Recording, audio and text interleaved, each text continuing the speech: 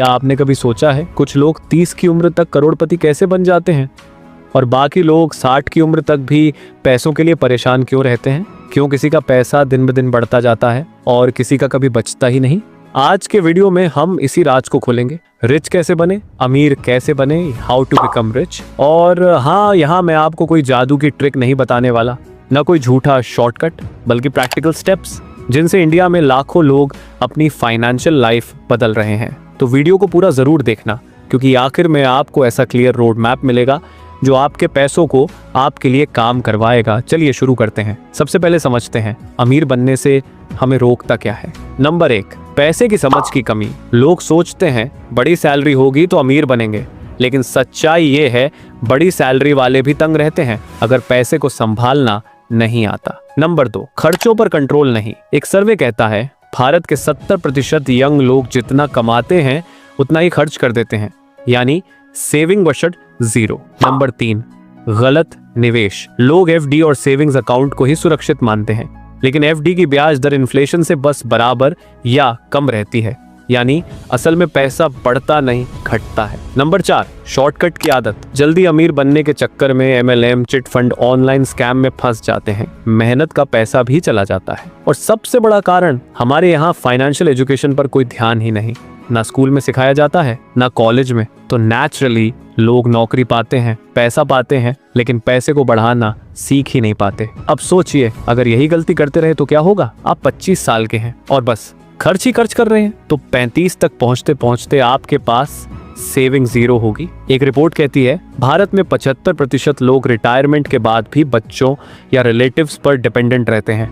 मतलब अगर अभी से आदत नहीं बदली तो फ्यूचर में फाइनेंशियल तंगी, स्ट्रेस और दूसरों पर निर्भरता तय है। और यकीन मानिए, ये रियलिटी बहुत कड़वी होती है। Steps to become rich. तो अब सवाल है, सही रास्ता क्या है? चलो इसे आसान स्टेप बाय स्टेप तरीके से समझते हैं। स्टेप 1, इनकम बढ़ाइए। सिर्फ सैलरी पर मत रुको, साइड इनकम जरूरी है। फ्रीलांसिंग, छोटा business, digital skill, gig work. Bharat में 2025 तक 23 करोड़ लोग गिग इकोनॉमी में होंगे। आप क्यों पीछे रहे? स्टेप 2, खर्चों पर कंट्रोल। रूल सिंपल है, कमाओ उससे कम खर्च करो।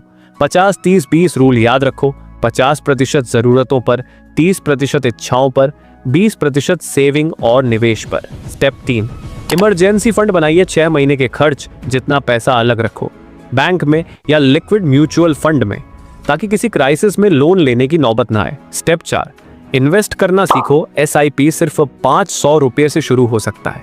25 साल की उम्र में अगर हर महीने 5000 रुपये SIP करोगे, 12% रिटर्न मान लो, तो 20 साल बाद करीब 50 लाख बनेंगे।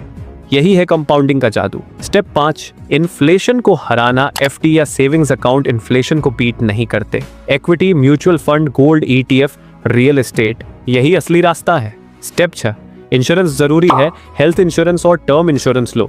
ULIP या एंडाउमेंट में मत फंसो। इंश्योरेंस प्रोटेक्शन के लिए है, इन्वेस्टमेंट के लिए नहीं। स्टेप 7, लोन और डेट से बचो। क्रेडिट कार्ड स्वाइप करके गैजेट्स लेना, कार EMI पर लेना, ये सब वेल्थ डिस्ट्रॉय करते हैं। लोन सिर्फ एसेट बनाने के लिए लो, लायबिलिटी के लिए नहीं। स्टेप 8, फाइनेंशियल एजुकेशन लो।